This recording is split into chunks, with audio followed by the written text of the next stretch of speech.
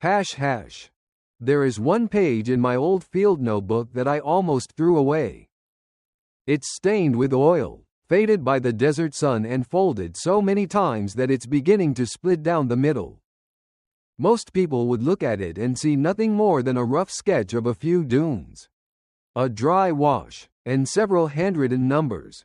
I see 4 men lying silently beneath camouflage for nearly an entire day. I hear a radio that refused to work when we needed it most. I smell diesel drifting across cold desert air. And I remember one moment when following orders and protecting the men in my platoon suddenly became 2 different things. I've never claimed that what I did was heroic. I've never even been sure it was the right decision. I only know that one rifle shot changed the course of that afternoon. For everyone involved, this is the first time I've told the whole story from beginning to end, exactly as I remember it. Hash. People often ask me what my first shot in Desert Storm was like. They're usually surprised when I tell them that the shot isn't what I remember. What I remember is an order. An ordinary order. Just a few words spoken over the radio sometime after midnight. And the feeling in my stomach that something about it wasn't right. It has been more than 30 years now. I've forgotten serial numbers, grid coordinates, and the names of a few temporary camps we slept in. But I still remember that night. Cold enough that the metal of my rifle seemed to steal the warmth from my hands. The smell of diesel drifting across the desert. The sound of distant helicopters somewhere beyond the horizon. It was late February of 1991. Our platoon had already crossed into Iraq. The ground war had begun, and everything seemed to move faster than anyone had expected. Entire Iraqi units were retreating. Others were disappearing into the desert. Nobody trusted the maps anymore. Nobody trusted the reports either. I was attached as a sniper team with another soldier, Corporal Eddie Malone. Eddie came from Toledo, Ohio. Before joining the Army, he worked weekends in his father's auto repair shop. He could fix almost anything with an engine. He used to say that when the war ended, he'd save enough money to buy the shop from his dad. I'd rather spend my life fixing trucks than breaking them, he'd laugh. He wasn't much older than 23. Our team leader was Sergeant Frank Harris.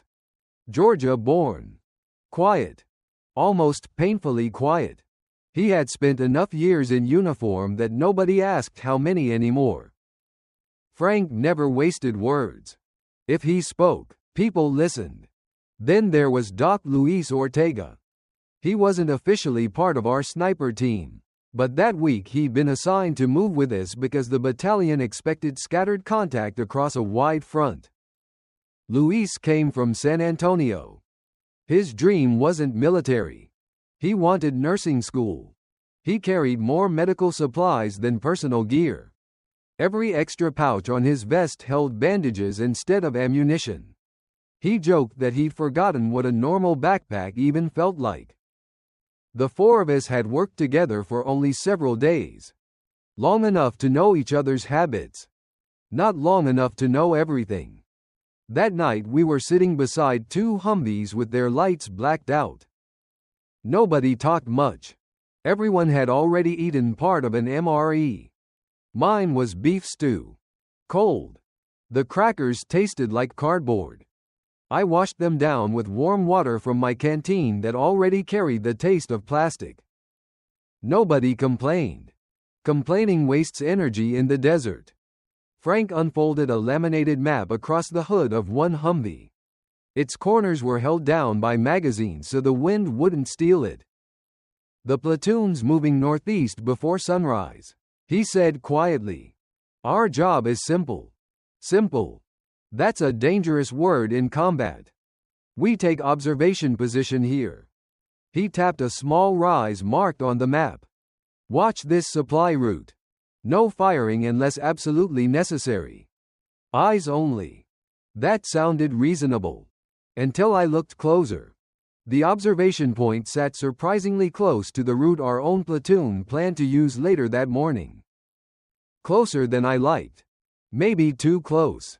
I studied the contour lines again. The map had been printed months earlier.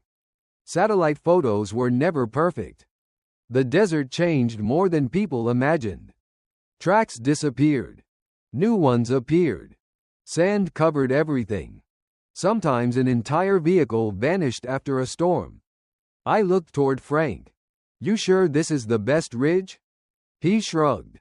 "That's what brigade wants." Not exactly an answer. Just reality. Orders usually came from people looking at different maps. Different information. Sometimes from air-conditioned trailers dozens of miles away. Sometimes they were right. Sometimes they weren't. Eddie noticed me staring. "You don't like it?" "I don't know." "What don't you know?" "I don't know why we're that close." He nodded once. That was enough. Eddie trusted instincts. He'd learned engines by listening to them. He said people weren't much different. Sometimes something just sounded wrong. While Frank checked radio frequencies, I laid my rifle across my pack and started updating my range card. Landmarks. Distances. Likely fields of fire. Possible escape routes. It was a habit. Even before reaching a position, I liked imagining it. The desert offered almost no obvious cover. Every shallow depression mattered. Every abandoned tire track. Every cluster of rocks. Luis sat nearby replacing batteries in the radio. "I swear these things die faster in the cold," he muttered. Frank looked over. "They'll be fine after sunrise."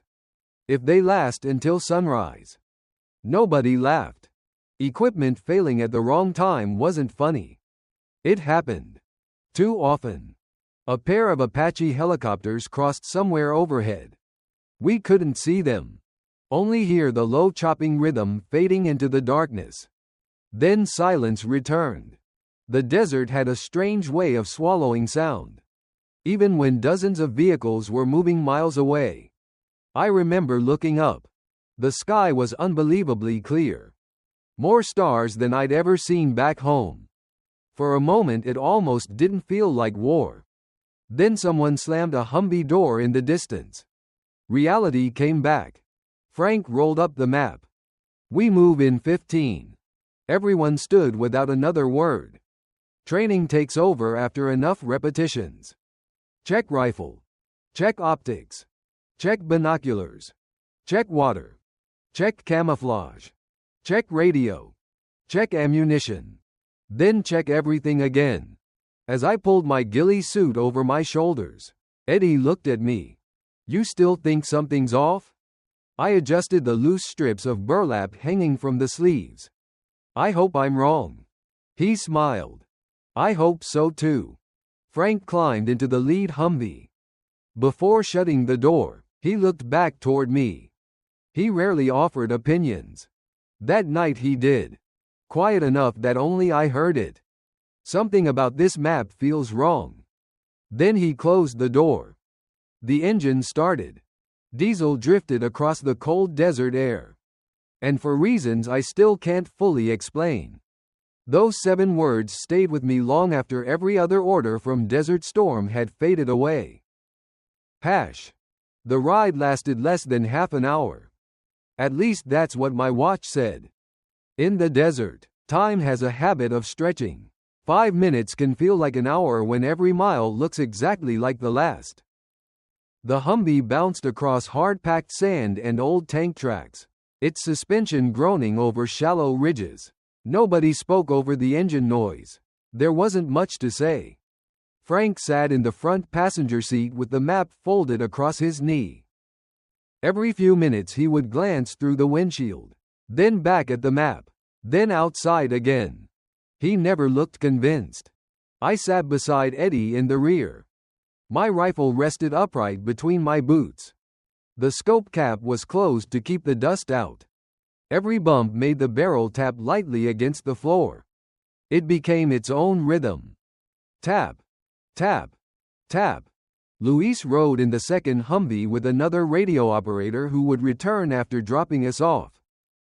Before leaving our temporary assembly area, headquarters had repeated the same order one last time. Observe only. No engagement unless directly authorized or in self-defense. Simple enough. Snipers spend far more time watching than shooting. Hollywood gets that wrong. Most of our job was patience. Hours of staring through binoculars. Hours of adjusting focus. Hours of wondering whether the shape in the distance was a bush, a rock, or a vehicle. Sometimes all three looked identical. The Humvee slowed. The driver pointed ahead. There. At first I didn't see it. Then the ridge slowly appeared as a darker line against the moonlit desert. Calling it a hill would be generous. It rose maybe 20 feet above the surrounding ground. Just enough elevation to see farther than anyone standing below. That was all we needed. We climbed out quietly. The engines shut down. Instantly the desert became silent again. Only a faint wind moved across the sand. The two Humvees turned around almost immediately. They couldn't stay. Too much movement would attract attention after sunrise. Within minutes, the red glow of their blackout taillights disappeared into darkness. Then it was just the four of us. Frank checked his compass. Let's move. Nobody walked on top of the ridge. We approached from the reverse slope where anyone looking from the east would have trouble spotting us. That was another habit drilled into us during sniper school. Never silhouette yourself against the skyline. Small mistakes become permanent ones. The climb wasn't difficult. Loose sand slipped beneath our boots. Every few steps we stopped to listen. Nothing. No engines. No voices. No distant gunfire. Only wind. When we reached the crest, we immediately crawled instead of standing. Old habits. Good habits. I eased my binoculars above the sand first. Then my eyes. The horizon stretched forever. Empty. Or at least it looked empty. The desert is deceptive. It hides people remarkably well. A truck parked beside a low dune can disappear from view until you're almost on top of it. Frank chose our observation point carefully. A shallow depression sat just below the crest. Enough to conceal us while still giving us a clear field of view. Good enough, he whispered. Eddie and I pulled sections of our ghillie suits over our shoulders. People imagine ghillie suits as something magical. They're not. They're heavy. Hot during the day. Cold at night. Always collecting sand.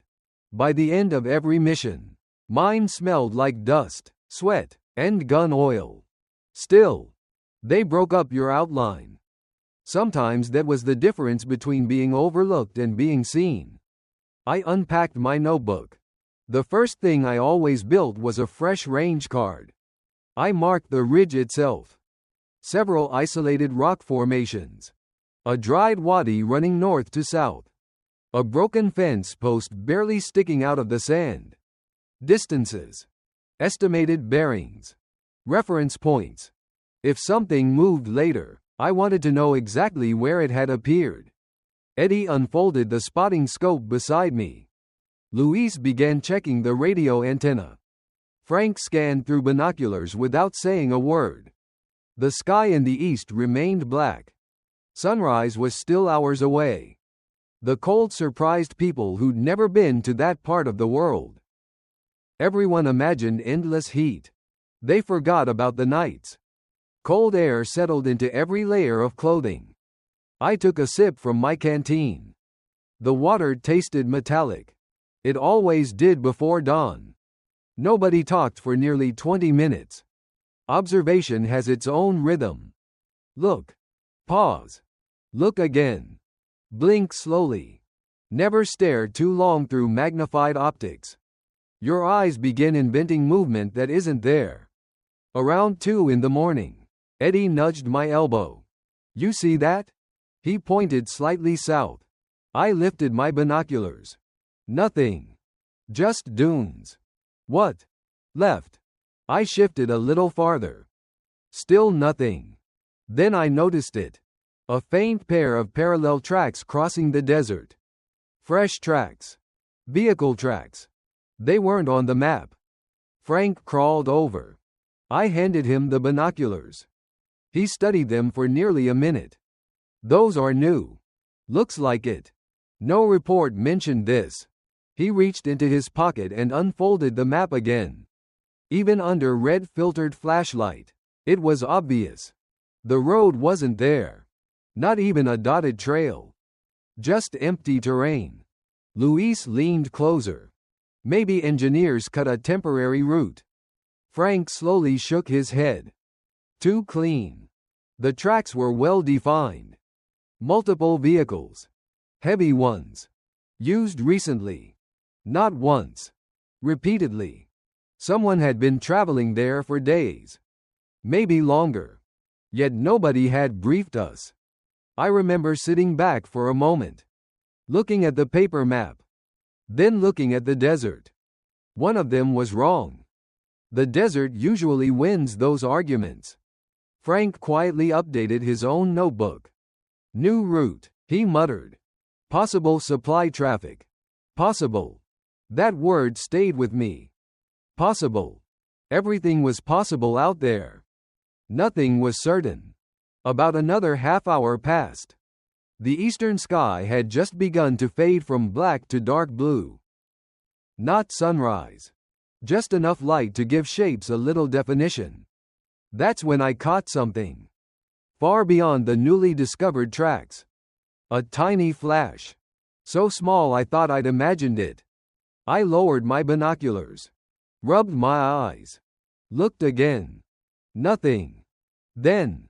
Another flash. Not bright. Not headlights. More like light reflecting off glass or metal. Brief. Gone. Then back again. I watched carefully. This time I counted. 1, 2, 3. The flashes moved. Slowly. Steadily. Toward the west. Toward the route our platoon expected to use after sunrise. Eddie. He turned. You seeing this? He looked through the spotting scope. His expression changed almost immediately. Yeah. I've got something. Frank crawled over without a sound. What is it? I kept my eyes fixed through the binoculars. I don't know. But whatever it is, it wasn't in yesterday's briefing. Frank took one long look. Then lowered the binoculars without saying anything. That silence worried me more than any answer could have. Because by then, he had stopped looking at the map. He was looking only at the desert. People think the hardest part of being a sniper is pulling the trigger. It isn't. The hardest part is waiting long enough to know whether you should. That morning, the desert gave us plenty of time to wait.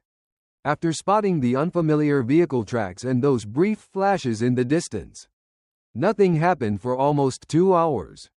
The sky slowly turned gray. Then pale orange. The first sunlight crept across the sand, changing every shadow we had carefully memorized during the night. I updated my range card again.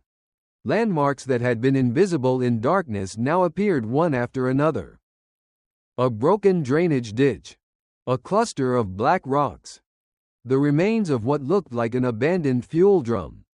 Every detail mattered. A sniper remembers terrain the way other people remember faces. By sunrise, our ghillie suits were already collecting fine sand. Every movement had to be slow. Lift an elbow too quickly and sunlight might catch the fabric. Shift your rifle too carelessly and someone miles away could notice the reflection from your scope. Most people never realize how much discipline goes into staying perfectly still. Your shoulder starts hurting. Ignore it. Your leg falls asleep. Ignore it. A fly lands on your cheek. Ignore it. You become part of the ground. Around 7 that morning, Eddie quietly slid a packet toward me. Peanut butter. Trade? I looked inside my MRE. Cheese spread. Deal. We exchanged them without another word. Years later, I couldn't tell you which day we crossed the border. I couldn't tell you exactly how many hours we spent on that ridge. But I still remember trading peanut butter for cheese. Funny what stays with you. Eddie opened his crackers. You know what I'm going to eat when I get home. I smiled without taking my eyes off the binoculars. What? A real hamburger. That's ambitious. No. He grinned. 2 hamburgers. I laughed quietly. So that's the dream? No. He shook his head. The dream's the repair shop. The burgers are just the celebration. He talked about the place often. Malone Automotive.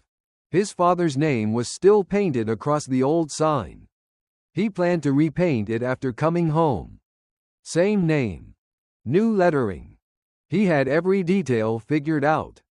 The number of service bays. New hydraulic lifts. Even the coffee machine customers would use while waiting. War doesn't stop people from planning ordinary lives. Sometimes ordinary lives are exactly what keep you moving. A few feet away, Luis was checking the radio again. He frowned. Signal's weaker. Frank crawled over. Battery? Luis shook his head. No. I think it's interference. He rotated the antenna a few degrees. Static. Then silence. Then a burst of broken voices. Copy. Movement. Stand. Nothing complete. Frank listened for almost a minute. Still nothing useful. Keep trying every 15. Luis nodded. Will do. The radio worried me more than whatever we had seen earlier. You can deal with things you understand. Equipment failing leaves you blind. Around mid-morning, heat began rising from the desert floor. The same landscape that had frozen us before dawn now shimmered beneath the sun. Mirages appeared everywhere. Entire ridges seemed to float. Vehicles became distorted shapes. Distance became unreliable. You learned to trust your range card more than your eyes. I switched from binoculars to the spotting scope. The unfamiliar tracks remained empty. At least for now. Then Frank spoke for the first time in nearly an hour. You boys know why I joined? Neither of us answered immediately. He usually avoided personal conversations. I figured you just liked yelling at privates, Eddie finally said. That earned the smallest smile I'd ever seen from Frank. My father served in Vietnam. He never talked about it. When I enlisted, I thought maybe I'd understand him. Did you? Frank looked across the desert before answering. No. I understood less. Nobody said anything after that. Sometimes silence is how soldiers acknowledge each other. No advice. No speeches. Just silence. The wind picked up slightly. Fine sand drifted across the ridge, collecting against the edges of our packs. I brushed some away from the bolt of my rifle. Sand gets into everything. The action. The magazines. Your boots. Your food. Even your sleeping bag. After enough days, you stop trying to keep it out. You simply learn to live with it. A faint rumble echoed somewhere far to the north. I lifted my binoculars. Abrams tanks. Tiny dark shapes moving across the horizon. Too far away to distinguish individually. Just enough to identify the silhouettes. The low vibration reached us several seconds later. It faded almost as quickly as it came. Friendly armor. Still moving. Still pushing forward. Eddie watched them disappear. My dad would have loved those. He likes tanks. He likes engines. Bigger engine. Bigger smile. Again, we laughed quietly. War has strange moments. You spend hours expecting violence. Then someone starts talking about truck engines. Those little conversations mattered. They reminded us that life existed somewhere beyond the desert. Somewhere people worried about mortgages. Fishing trips. Birthdays. instead of observation sectors. Close to noon, Luis leaned toward us again. I got headquarters. Frank immediately reached for the handset. Go. More static. Then several words came through. Continue observation. Convoy reports. Await confirmation. Frank repeated the message twice to make sure he'd heard correctly. Convoy reports. That caught everyone's attention.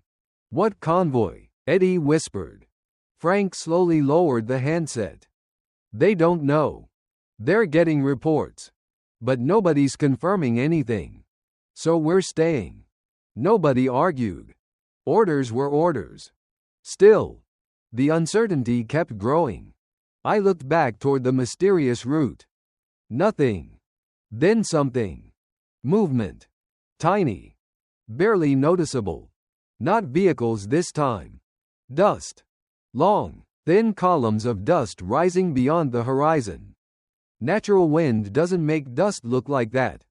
Vehicles do. I adjusted the focus ring. Too far. Still impossible to identify. But definitely moving. Westbound.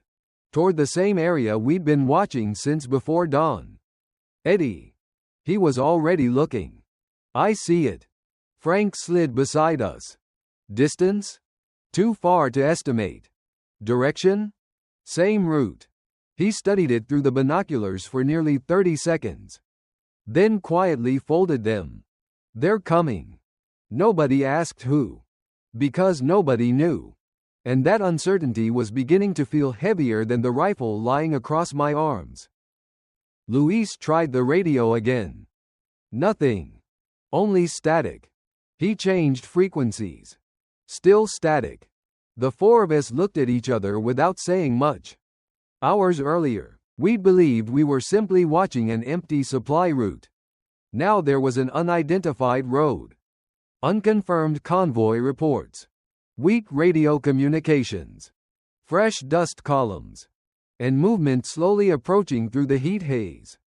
I settled back behind my rifle, adjusted the sand sock beneath the stock, and looked through the scope once more. Whatever was out there, it was finally coming close enough that we wouldn't have to guess much longer. People imagine a sandstorm as something dramatic. Walls of sand. Dark skies. No warning. Sometimes it happens that way. The one I remember didn't. It arrived so slowly that none of us noticed exactly when it began. The wind changed first. Only a little. Just enough to make the loose strips of my ghillie suit flutter against my sleeves. I remember looking through the spotting scope and seeing the image lose a little sharpness. At first I blamed the heat. Heat waves had been dancing across the desert since morning. Then I noticed something else. The distant dust columns we'd been tracking had become wider. Less defined. The horizon itself looked softer. Frank looked up from his binoculars. You feel that? Nobody answered. We all felt it. The air carried more sand than before. Not enough to sting. Just enough to leave a dry taste in your mouth every time you breathed. Luis pulled a scarf higher across his nose. I don't like this. Neither did I. Sandstorms changed everything. Visibility. Radio signals. Vehicle movement. Even simple navigation became harder. I checked my watch. Still early afternoon. The convoy we'd been trying to identify remained somewhere beyond the haze. Sometimes I caught glimpses of movement. Then it disappeared again. The desert kept swallowing details. Eddie slowly covered the objective lens of the spotting scope. No point scratching it. He was right. Fine sand could ruin optics surprisingly fast. We cleaned our equipment constantly. It still found a way inside. Frank crawled toward Luis. Try battalion again. Luis adjusted the antenna. Pressed the transmit button. This is Raven 2 observation team. A burst of static answered him. He tried again. Longer this time. Nothing. Only broken noise. He switched frequencies. Another attempt. This time a voice appeared for less than 2 seconds. Copy. Then silence. Luis looked frustrated. I almost had them. Frank didn't seem angry. He simply nodded. Keep trying. That was leadership. No yelling. No blaming. Equipment doesn't care how loudly you curse it. The wind picked up another notch. Tiny grains of sand now skipped across the ground like insects. I tightened the cloth around my neck. Every exposed patch of skin began feeling raw. The desert wasn't loud. It whispered. Millions of tiny grains scraping across fabric. Across rifle stocks. Across your goggles. A sound so constant that eventually your brain stopped noticing it. Then came the smell. Not sand. Diesel. Very faint. I froze. Eddie. You smell that? He sniffed once. Yeah. Frank looked over immediately. You sure? We all breathed quietly. There it was again. Diesel fuel. Carried by the wind. The problem was simple. There shouldn't have been any vehicles close enough for us to smell. Not friendly ones. Our platoon was still supposed to be several miles away. I slowly raised my binoculars. Nothing. Only shifting curtains of dust. The smell faded. Then returned. Stronger. Luis whispered. Maybe it's us. I shook my head. Our Humvees left hours ago. Nobody argued. The wind shifted again. The smell disappeared. That bothered me more than if we'd actually seen a truck. Invisible things leave too much room for imagination. The sand became thicker. Within another 20 minutes, visibility dropped dramatically. The black rocks I'd marked on my range card were gone. The old fence post vanished. Even the dried wadi was becoming difficult to distinguish. I updated my notes anyway. Landmarks disappearing mattered just as much as landmarks appearing. Frank checked the compass. Not because he was lost. Because every experienced soldier knows how easy it is to become disoriented when the landscape starts changing. The map was already questionable. Now even the terrain itself refused to cooperate. Luis suddenly raised one hand. I got something. Everyone turned toward him. He held the radio speaker close to his ear. Static. Then fragments. Storm. Maintain. Repeat. The transmission broke apart. Luis quickly pressed transmit. Say again. Static. Again. This is Raven 2. No response. Only hissing. Frank reached over. Let me. He tried once. Twice. 3 times. Finally a voice came through. Weak. Distorted. Almost impossible to understand. Continue. Mission. Quote. One last word. Or maybe 2. Nobody was certain.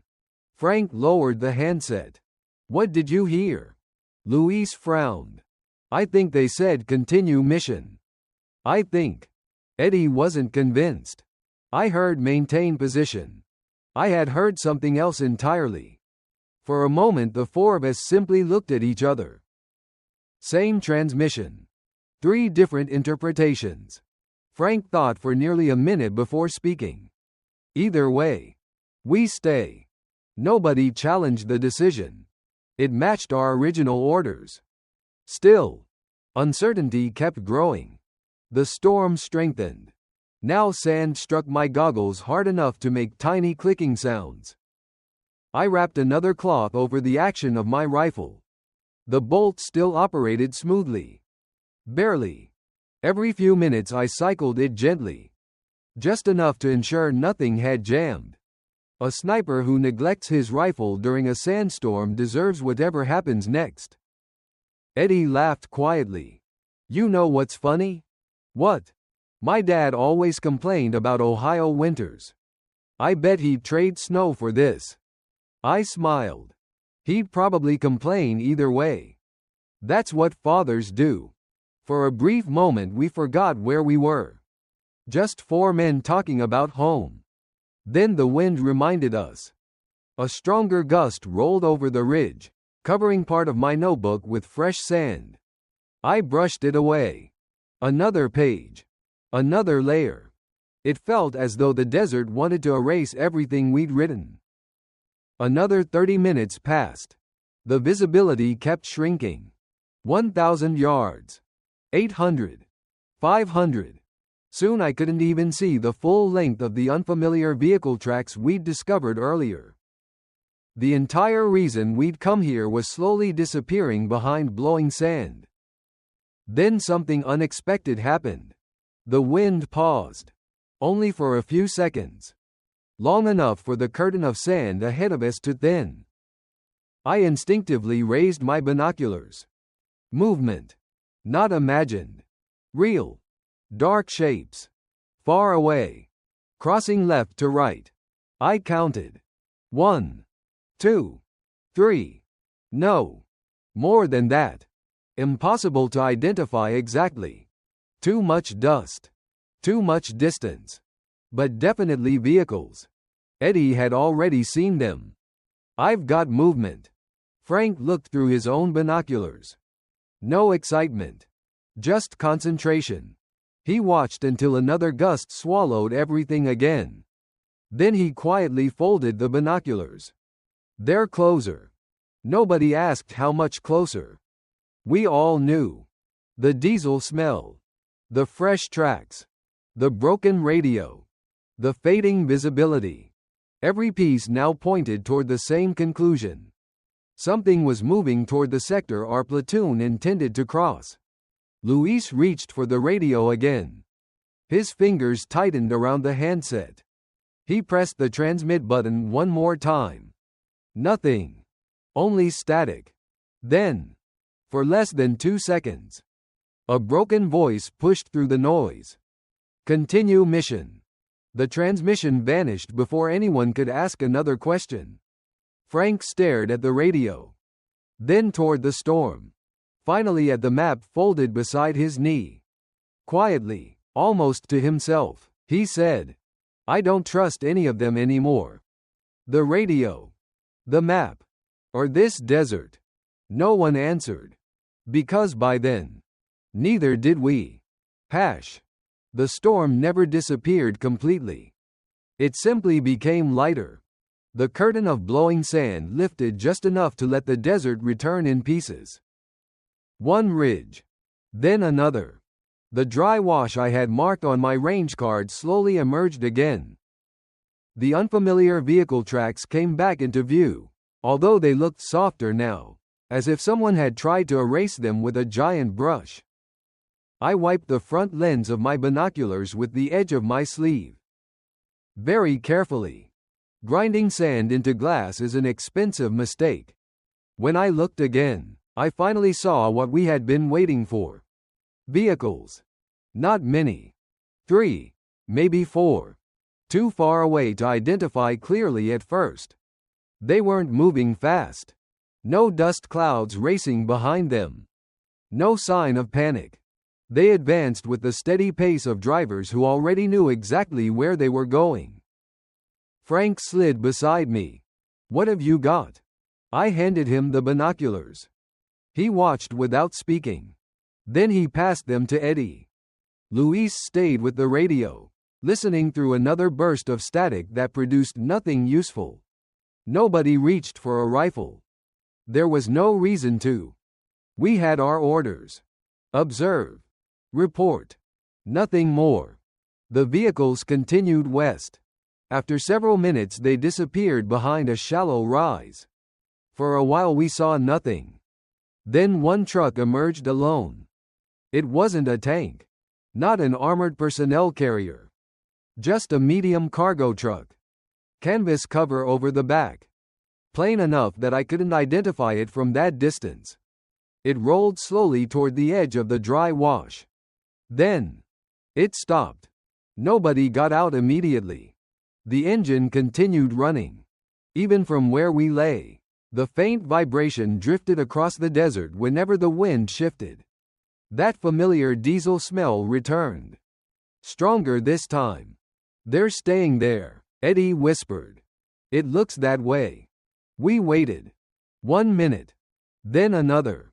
The truck remained exactly where it had stopped. Finally the driver's door opened. One man climbed down. A second followed from the passenger side. Neither seemed rushed. One of them walked toward the rear of the truck. The other looked around through binoculars. I adjusted the focus. Still too much distance for faces. Only shapes. Movements. Habits. The first man disappeared behind the truck for several seconds. Then reappeared carrying something long. Not a rifle. Too awkward. Too bulky. He carried it with another soldier toward the edge of the wash. What are they doing? Luis asked quietly. Nobody answered. Because nobody knew. The two men knelt beside the shallow depression. One disappeared below the edge. The other remained standing. Then both vanished from sight. Only their helmets occasionally appeared above the bank. I opened my notebook. Time. Direction. Estimated distance. Everything went onto the page. Observation is about recording facts, not assumptions. Frank watched through the spotting scope. They're working. Working on what? Can't tell. The truck stayed where it was. No attempt to conceal it. No sign of unloading supplies. No additional vehicles arrived. Just those two figures moving in and out of the dry wash. 5 minutes became 10. Then 15. My neck had begun aching from holding the same position. I slowly shifted my weight without lifting my chest from the sand. Years later I would realize something. Combat often announces itself quietly. The moments before danger rarely feel dramatic. Mostly. They feel confusing. Nothing seems to make sense yet. That afternoon was exactly like that.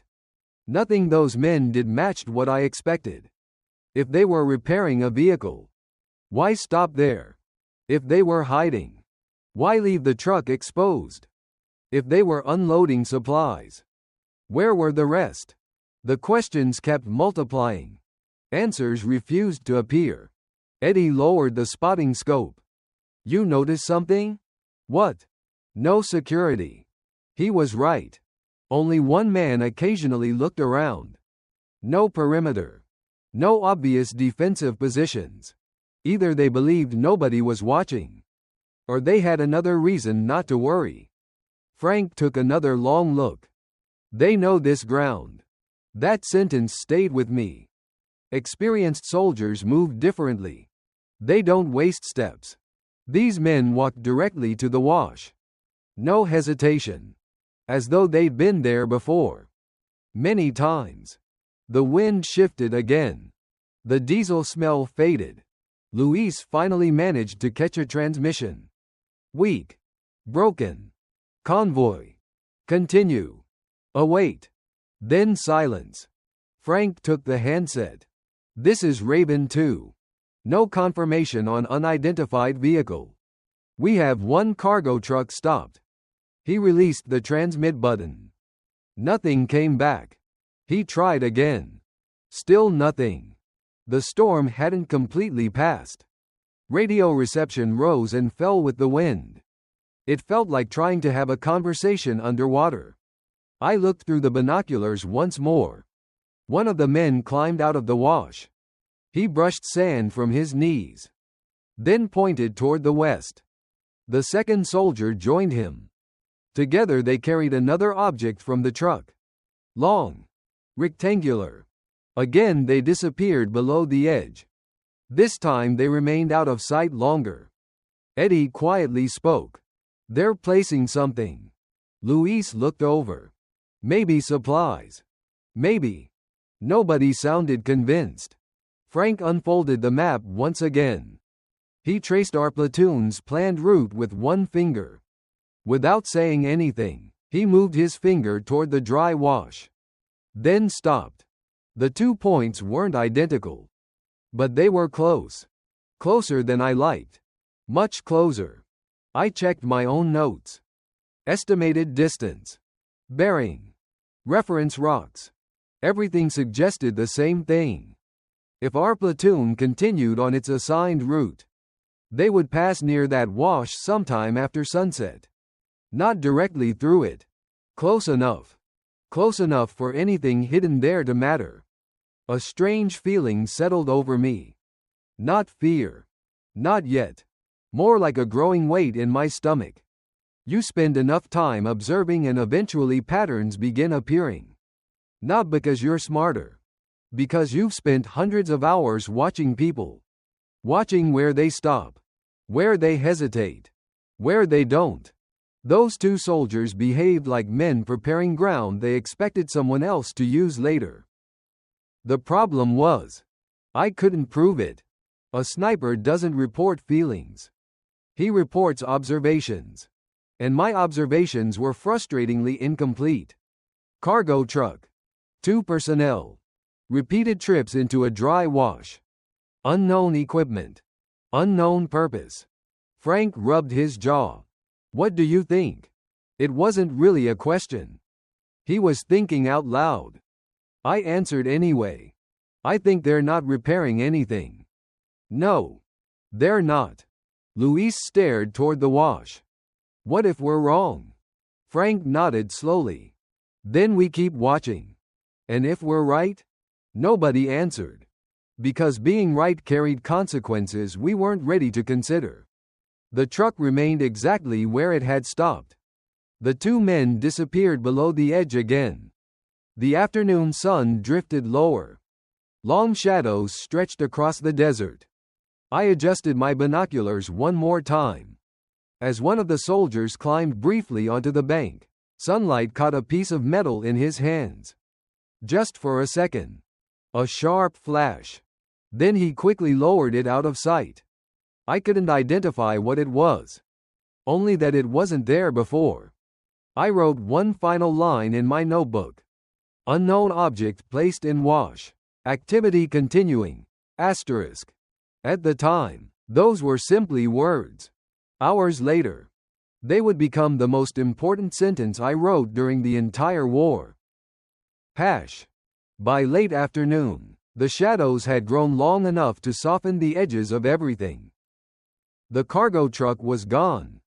It had left as quietly as it had arrived. No cloud of dust. No hurried departure.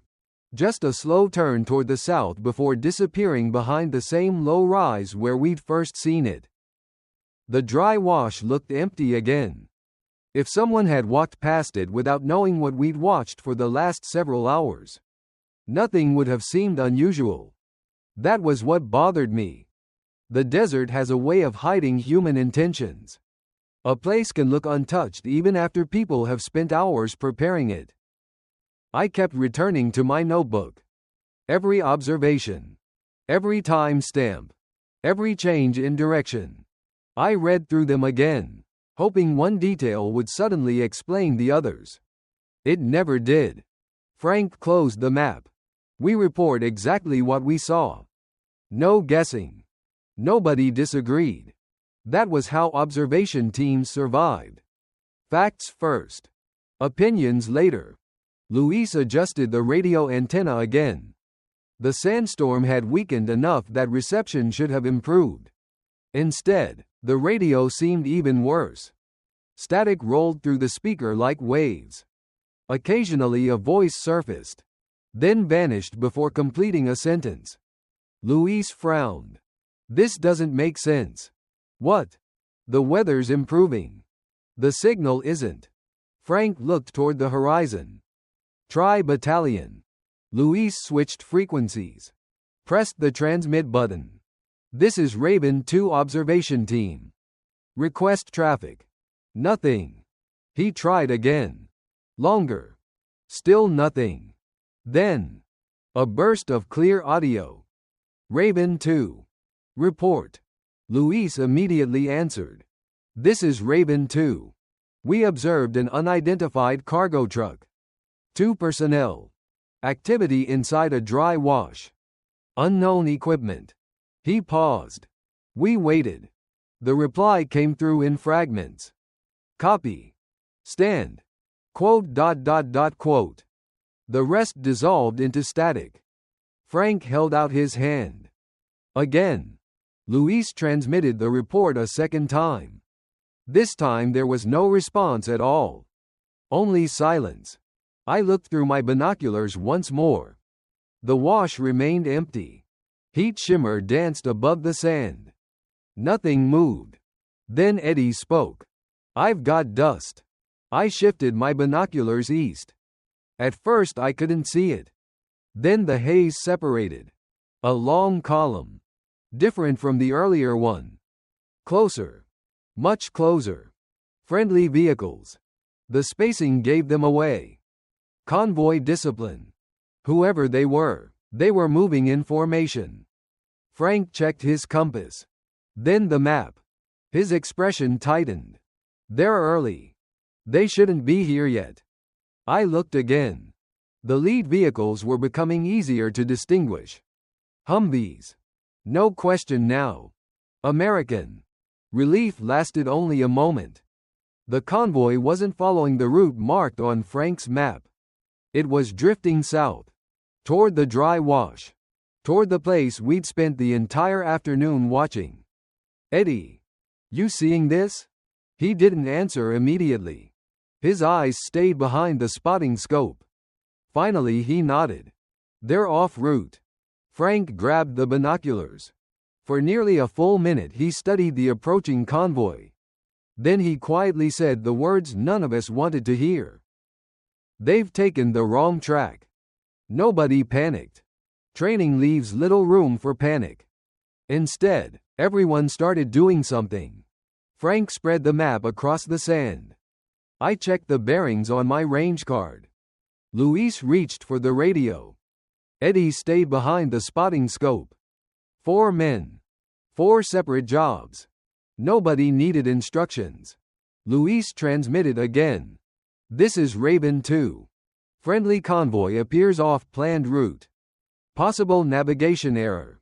His voice stayed calm. Professional. Another burst of static. Then. Repeat. Luis repeated every word. More static. The speaker crackled loudly. Then silence. He switched batteries. No improvement. He changed frequencies. Again. Nothing. The convoy continued moving. Slowly. Steadily. Exactly where we hoped it wouldn't. I watched the lead Humvee through my binoculars. Even at that distance I could recognize familiar shapes. A machine gun mounted on the roof. Canvas packs tied to the sides. One antenna flexing with every bump. Completely ordinary. Ordinary was the problem.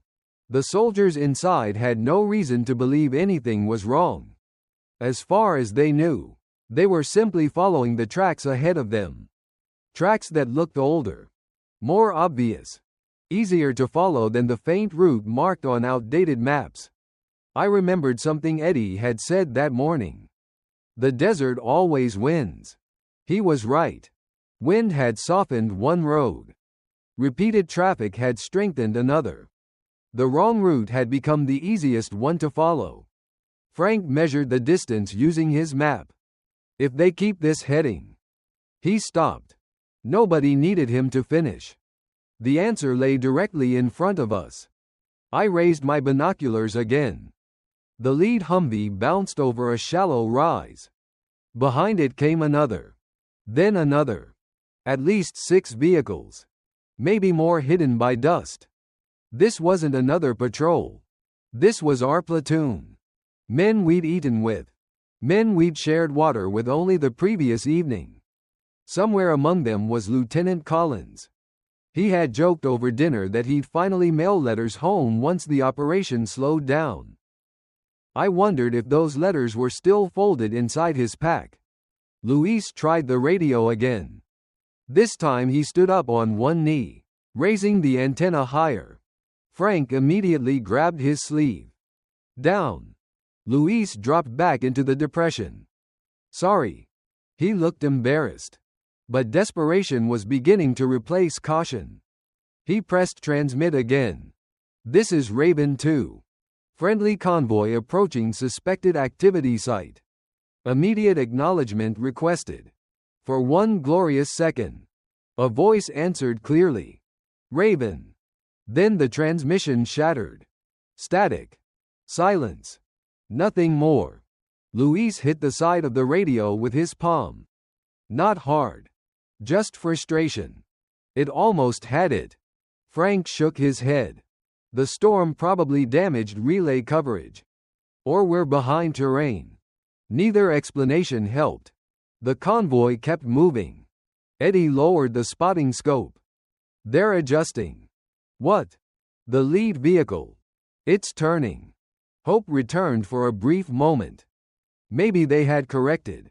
Maybe someone had checked a compass. I watched carefully. The Humvee turned. But not north. Southwest.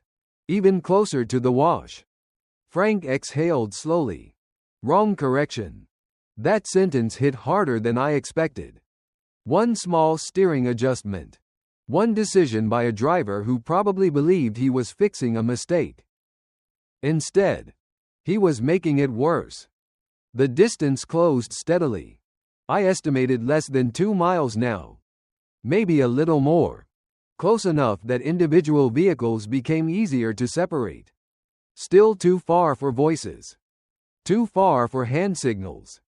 The radio remained our only option. Luis made one final attempt. This is Raven 2. If anyone copies. The transmission broke apart before he finished. Silence answered him.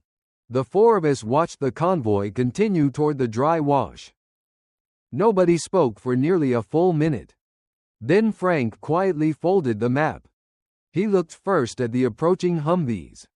Then toward the empty wash. Finally at me. We may not get another chance to warn them. I looked back through my scope. The wash still appeared deserted. Nothing moved. Nothing visible. Which somehow made it even more frightening. Because whatever those two men had left there was now waiting. And our platoon was only minutes away from driving straight toward it. The distance between us and the platoon kept shrinking. Not quickly. Just steadily. The kind of steady movement that gives you too much time to think. I remembered checking my watch. Then checking it again less than a minute later. It felt as though time itself had slowed. The lead Humvee rolled over another low rise. Behind it came the rest of the column. 6 vehicles that I could count. Maybe another hidden behind the dust. Their spacing remained disciplined. Nothing about them suggested they believed they were in immediate danger. Why would they? As far as they knew, they were following the safest route available. The dry wash remained silent. The cargo truck was gone. The 2 men we'd watched all afternoon had disappeared hours earlier. From a distance, the wash looked empty. Peaceful, even. That was the problem. Danger is rarely obvious before it happens. Frank slid closer beside me. Distance? I looked through my scope again. About 1,800 yards. He nodded. Keep watching. I adjusted the magnification slightly. The afternoon light had softened. Long shadows stretched across the wash, making it harder to distinguish natural shapes from anything placed there. My heartbeat felt unusually loud. Not because I was frightened. Because I was concentrating. People often think snipers become calm by feeling nothing. That isn't true. You feel everything. You simply learn not to let your hands show it. Eddie remained behind the spotting scope. Without lowering his eyes, he quietly said, "I've got movement." My crosshairs shifted toward the edge of the wash. For several seconds I saw nothing. Then, a helmet. Only the top of it. It appeared for less than a second before dropping out of sight. There. I saw it, Frank answered. Another figure appeared several yards farther south. Not standing. Crouching. Using the bank of the wash as cover. They had been there all along. Waiting. I felt the muscles in my shoulders tighten beneath the ghillie suit. The convoy continued forward. Still unaware, Luis reached for the radio again. His voice stayed remarkably steady. "This is Raven 2. Urgent traffic. Friendly convoy approaching possible enemy position." The speaker answered with a burst of static. Nothing else. He changed frequencies. Again. No reply. Eddie whispered, "They're moving." One of the figures climbed slightly higher. Just enough for me to recognize what he carried. A long tube resting on one shoulder. I couldn't identify the exact model. At that distance I wasn't going to pretend I could. But it was clearly a shoulder-fired weapon. Not a rifle. Something heavier. Something intended for vehicles. I adjusted the focus ring one final time. The image sharpened. The man looked toward the approaching Humvees. Not toward us. Toward them. Frank spoke very quietly. "They've set up an ambush." Nobody answered.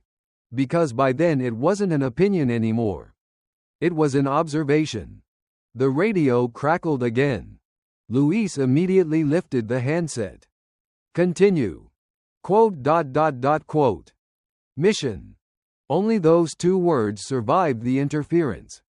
"Continue mission. The original order. Observe only. No engagement unless absolutely necessary." The platoon kept coming. I remember looking at my notebook lying half buried in sand.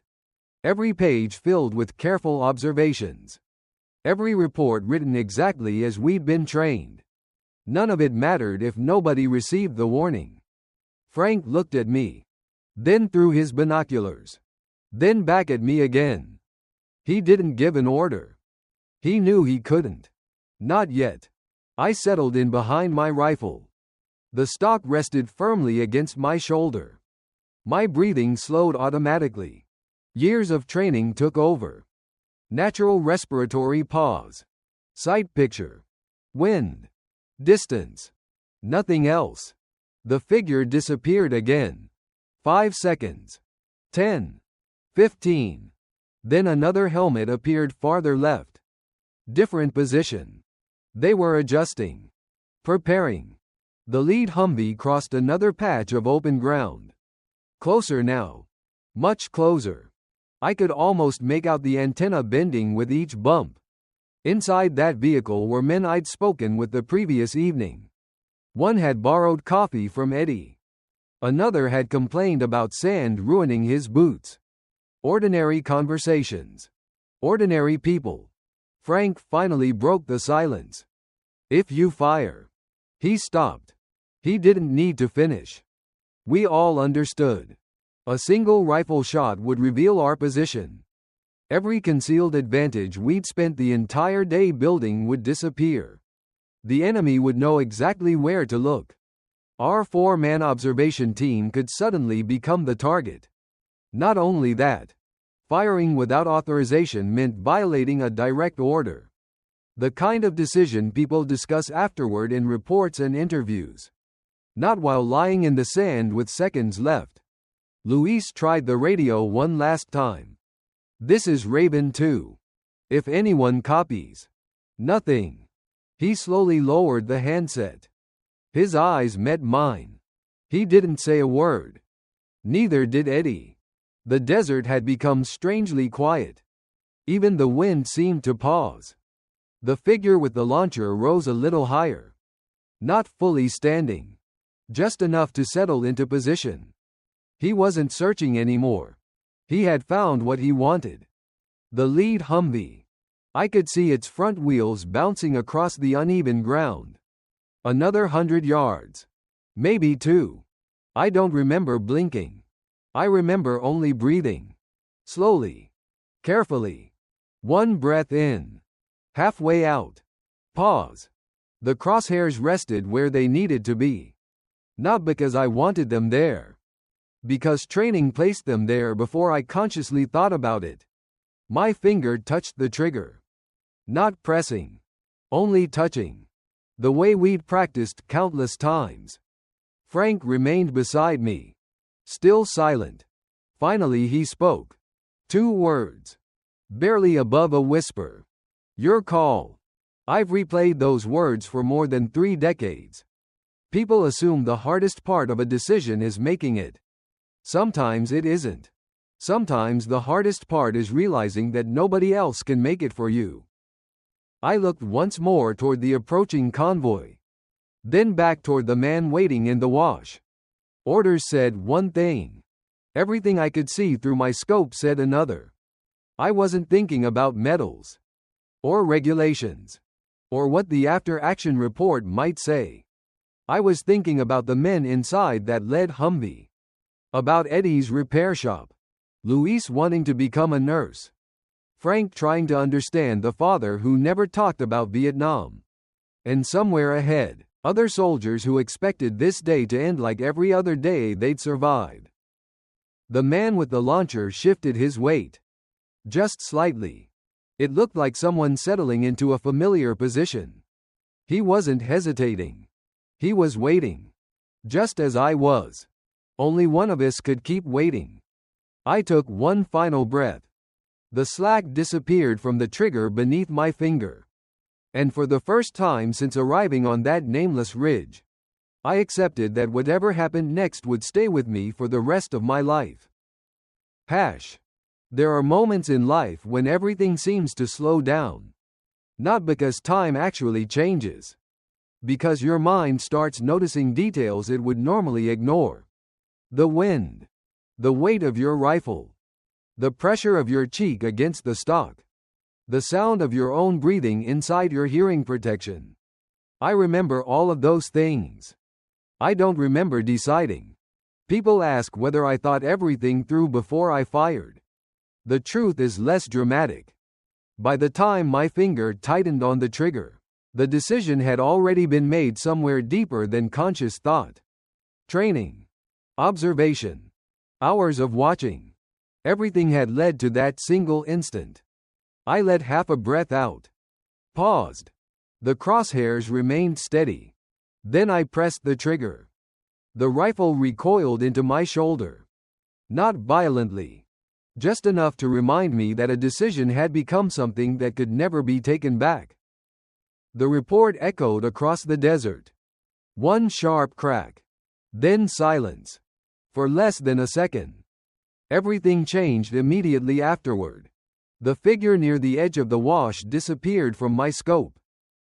Whether he dropped on purpose or fell, I couldn't tell. I never found out. The second figure vanished just as quickly. The quiet desert exploded into movement. Someone was shouting below the ridge. Too far away for words. Only urgency. Frank didn't wait to see more. Move. His voice stayed calm. Firm. Exactly the same tone he'd used all day. He already understood what came next. Our concealment was finished. I worked the bolt automatically. Years of repetition. No wasted movement. No rush. Just muscle memory. I shifted my scope back toward the convoy. The lead Humvee had stopped. The vehicle behind it swung slightly to one side. Doors opened. Soldiers moved toward cover. From our distance they looked almost slow, but I knew they weren't. They were reacting exactly as they had been trained. Confusion spread through the column. Nobody there knew why a sniper round had echoed across the desert. Not yet. Luis was already reaching for the radio. This is Raven 2. This is Raven 2. His words came faster than before. Friendly convoy halted. Possible enemy position confirmed. This time the radio answered. Not clearly. Not perfectly. But enough. Copy. Hold. The rest dissolved into static. It didn't matter. Someone had heard us. For the first time all afternoon, I felt a small measure of relief. Only a small one. Then came the return fire. Not a volley. Not dozens of rounds. Just several sharp cracks from somewhere beyond the wash. Sand jumped several yards in front of our position. Another impact struck the slope below us. Tiny fragments of rock sprayed upward. Instinct took over. I slid backward behind the crest of the ridge. Eddie pulled the spotting scope down beside him. Contact. I know. Frank pointed toward a shallow depression 20 yards behind us. Secondary position. Every sniper team prepares one. Sometimes two. You never assume your first hide will last forever. We began moving exactly the way we'd rehearsed during training. One man watched. One man moved. Then the roles switched. Nobody stood. Nobody ran. Every movement stayed low. Measured. Another round struck somewhere behind us. I couldn't tell how close. Distance sounds strange in open desert. Luis gathered the radio and spare batteries into his pack. While turning to crawl, he slipped slightly on loose sand. Eddie grabbed the shoulder strap and steadied him without saying a word. Little things like that never appear in official reports. But they're the reason people come home. We reached the secondary depression just below the reverse slope. The ridge now protected us from direct observation. Frank finally looked at me. "You all right?" I nodded. "So are you." He didn't ask why I'd fired. Not then. There wasn't time. Instead, he pulled out his map. "We hold here until we know what they're doing." Eddie carefully unfolded the spotting scope again. Only the very top extended above the sand. He looked for nearly 30 seconds. They stopped. "The convoy?" "Yeah. They're not moving." I exhaled quietly. That alone meant something. Whatever happened next, they weren't driving blindly toward the wash anymore. Luis managed another radio transmission. This one lasted longer. Possible hostile activity. Hold current position. Air support monitoring. Air support. Those two words eased some of the tension. Not because aircraft solve every problem. Because someone else finally understood the situation. We weren't alone anymore. The desert became strangely quiet again. The exchange had lasted perhaps a minute. Maybe less. Yet my pulse still hadn't slowed. Adrenaline doesn't disappear just because the shooting stops. It lingers. Your hands feel lighter than they should. Your hearing sharpens. Every tiny sound seems important. Eddie broke the silence first. "You know." "What?" "I was really looking forward to those hamburgers." I laughed. Actually laughed. It surprised even me. Frank smiled faintly without looking up from the map. "You're buying if we make it home." "Deal." Luis shook his head. "You two think about food too much," says the medic carrying 3 candy bars. Luis looked offended. "They're medical supplies." Eddie grinned. "For emergencies?" "For morale." Even now, after all these years, I remember that conversation more clearly than I remember the sound of the rifle. War has a strange way of preserving ordinary moments. A joke. A smile. A complaint about food. Those memories somehow survive longer than the loud ones. The wind shifted again. Far to the north, I heard something familiar.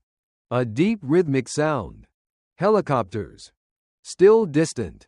But growing. Apache. Frank listened for a moment. They've heard the traffic. Nobody celebrated. Aircraft don't erase uncertainty. They simply change it. I looked back toward the wash through my scope. The position remained quiet. Too quiet. Whatever had been planned there had clearly been interrupted. Whether by my shot, by the halted convoy, or by both, I couldn't know. And that uncertainty settled inside me immediately. People sometimes assume that after making a life or death decision, certainty follows. It doesn't. Questions arrive first. Did I see what I thought I saw? Was there another option? Would another 30 seconds have changed everything? Would another 3 seconds have been too late? Those questions entered my mind before the day had even ended. They never really left. The distant beat of Apache rotor blades grew louder. The convoy remained stopped. Our ridge remained hidden. For the first time since sunrise, the desert itself seemed to pause. But I already understood something. The hardest part of that day wasn't behind me. It had only just begun. Hash. The first Apache helicopters never came close enough for us to see their markings. We heard them long before they appeared. A slow, familiar rhythm rolled across the desert. It echoed off nothing. There were no mountains. No forests. Only open ground that carried sound for miles. Frank listened without looking up. They're in the area. That was enough. None of us assumed they were there because of us. Aircrews had their own missions. Their own maps. Their own priorities. Still, knowing friendly aircraft were nearby eased the pressure just a little. Not much. Just enough to breathe normally again. The convoy remained stopped. Through the spotting scope, Eddie could see soldiers taking positions around the lead Humvee. No one was pushing toward the wash anymore. No one was driving into it. Whatever happened after my shot, it had bought them something. Time. Sometimes that's all soldiers need. Frank finally made the decision we'd all expected. We're leaving. Nobody asked why. Our observation mission was over. Our position had been compromised. Staying any longer served no purpose. He unfolded a small waterproof notebook and checked the extraction grid. We moved southwest. Slow. No skyline. Same intervals. The instructions were routine. Routine was comforting. Routine kept people alive. Before moving, each of us checked our gear. Magazine count. Water. Compass. Medical kit. Radio. Nothing had been left to chance all day. Now wasn't the time to start. Luis repacked the medical supplies with practiced hands. He looked toward me. You hit? I shook my head. No. You? I'm fine. He smiled. Good. That was the entire conversation. Combat teaches people to ask short questions. Long conversations can wait until later. If there is a later. Eddie carefully collapsed the spotting scope. I hate packing this thing. Every grain of sand in Iraq found its way into it. Frank answered without looking back. It'll still be full of sand in Ohio. That earned a quiet laugh. Even after everything that had happened, humor still found room to exist. We began crawling down the reverse slope. Not standing. Not rushing. The temptation after danger passes is to move too quickly. Training teaches the opposite. People often get hurt after believing the worst is already over. The reverse side of the ridge felt strangely peaceful. The wind blocked most of the distant sounds. For the first time all day, I couldn't see the wash. Or the convoy. Or the place where I'd fired my only shot. Part of me was grateful. Another part kept wanting to look back. I didn't. Frank wouldn't have approved. More importantly, there was nothing useful to gain from it. About 200 yards from the ridge, we paused beside a shallow depression. Luis listened to the radio again. This time the signal came through more clearly. Not perfect. Better. Raven 2. Maintain movement. Friendly armor. Link up. Frank acknowledged the transmission. It lasted only a few seconds. Enough to confirm someone knew where we were. Enough to tell us Abrams tanks were operating ahead of our extraction route. That mattered. It meant we weren't walking into empty desert.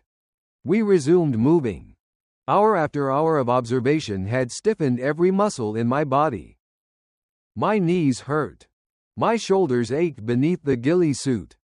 The rifle suddenly felt much heavier than it had that morning. Adrenaline had finally begun fading. Exhaustion always follows. Nobody complained.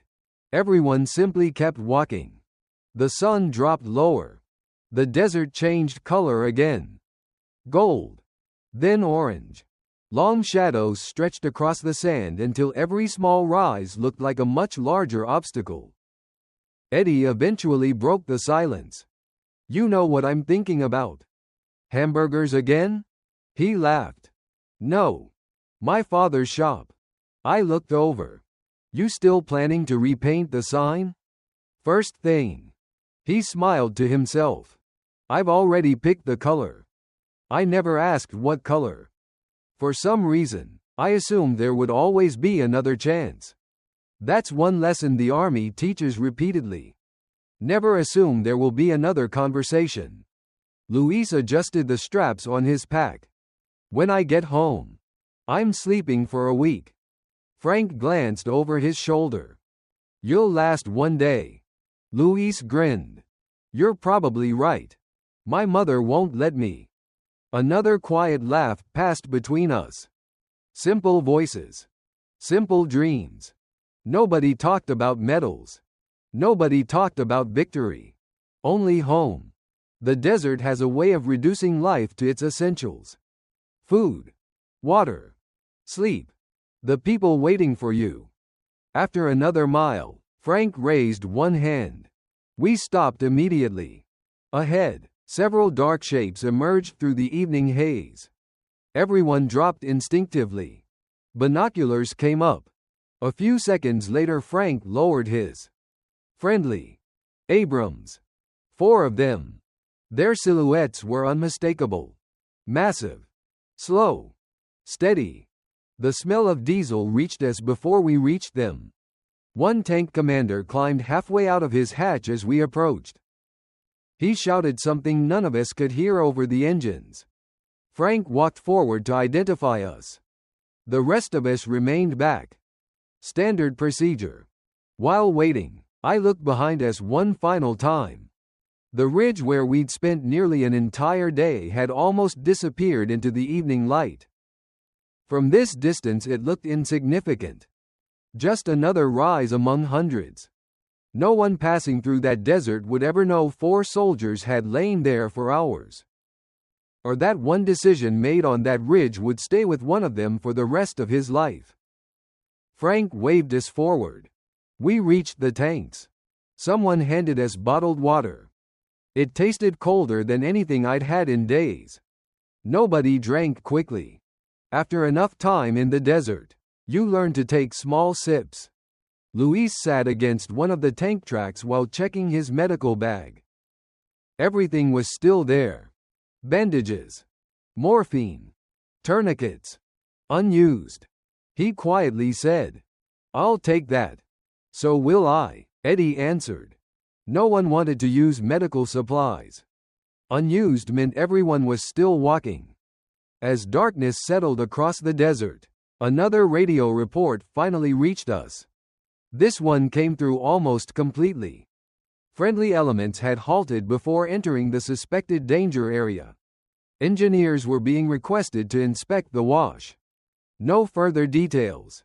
No confirmation. No explanation. Only that. I remember looking down at my ghillie suit while the message played. One strip of burlap had torn loose during our movement.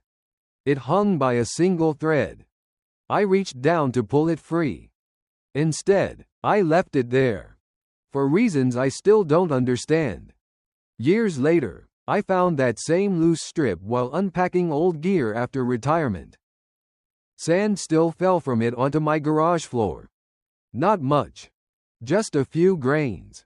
Enough to remind me that deserts have a strange way of following you home. That night, as we climbed aboard a waiting vehicle for the trip back toward the battalion area, I looked out once more across the fading horizon. Somewhere beyond the darkness was the nameless wash. Somewhere beyond it were answers we still didn't have. And somewhere behind us, the ridge where I fired one shot was already disappearing beneath the wind.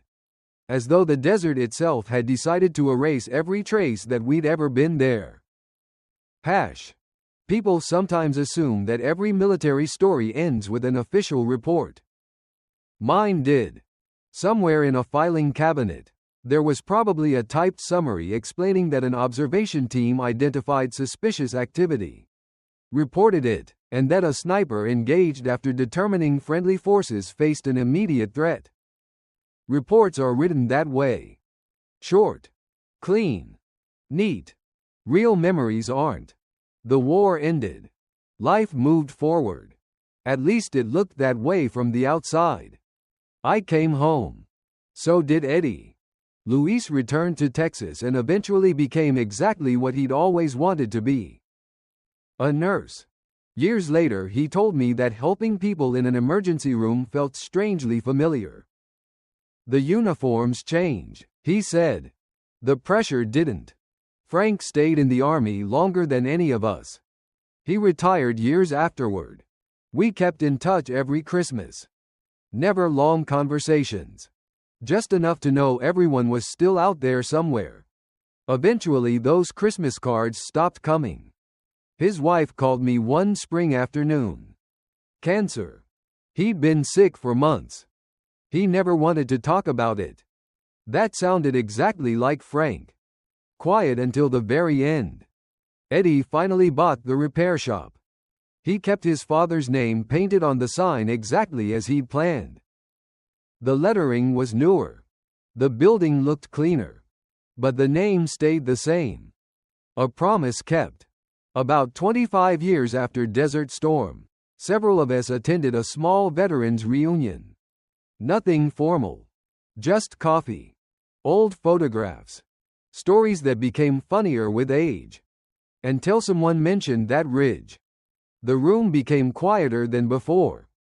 Eddie looked across the table at me. You still think about it? I didn't answer immediately. He already knew the answer.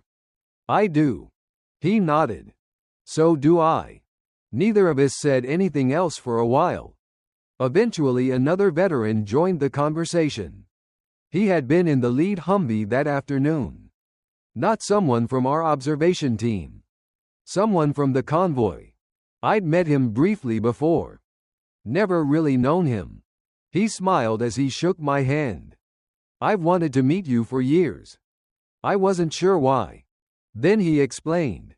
He said their driver had noticed the single rifle shot.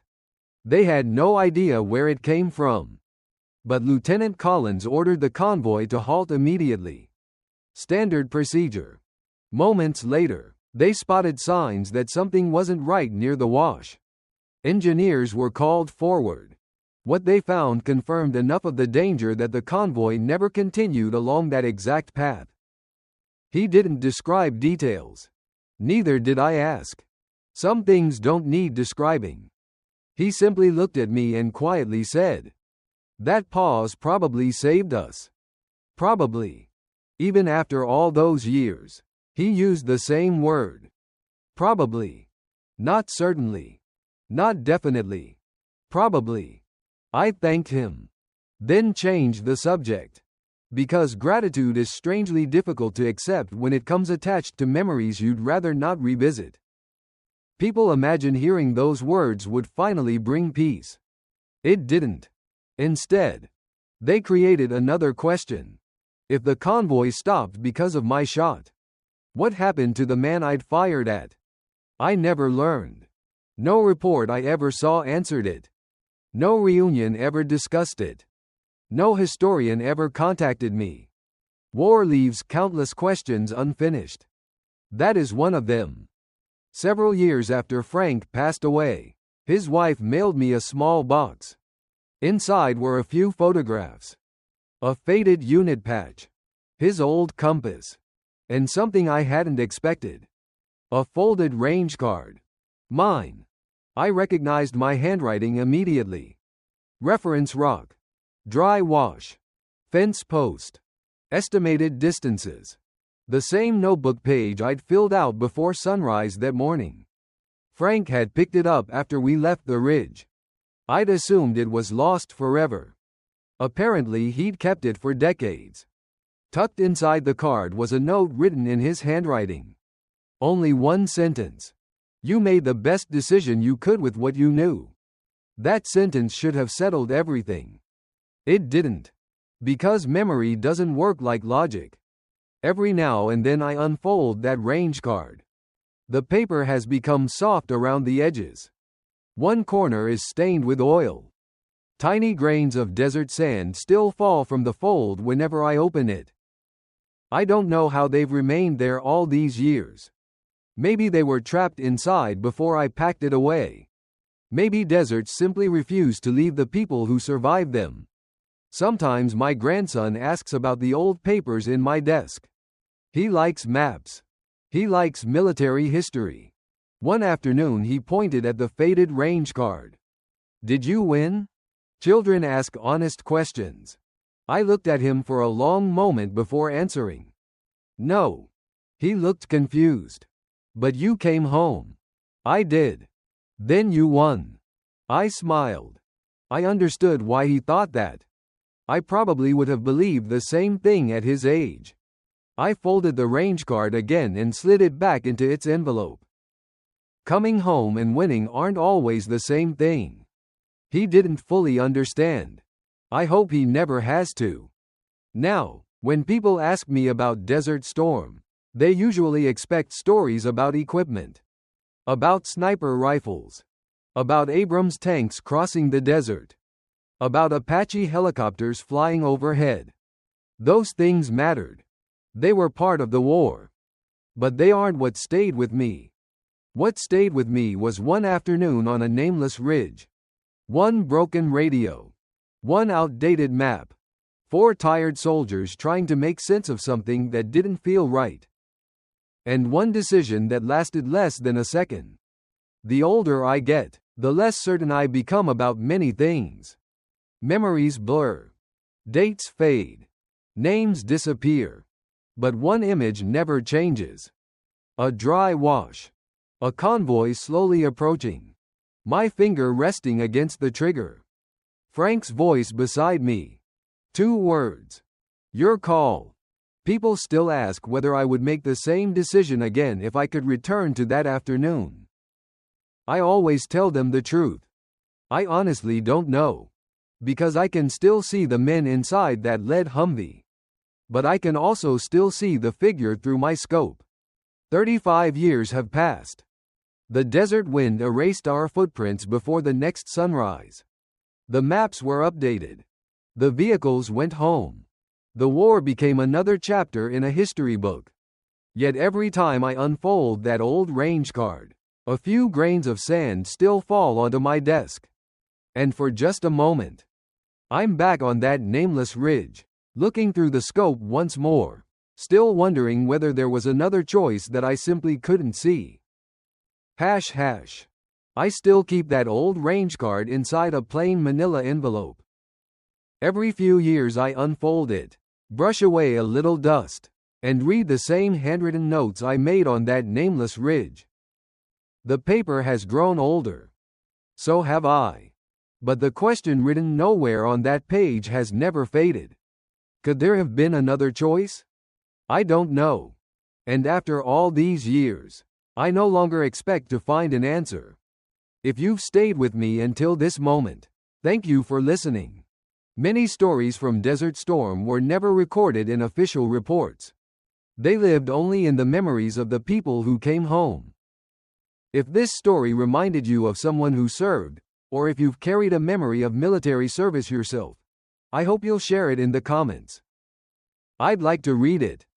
Take care of yourselves, and I'll see you in the next story.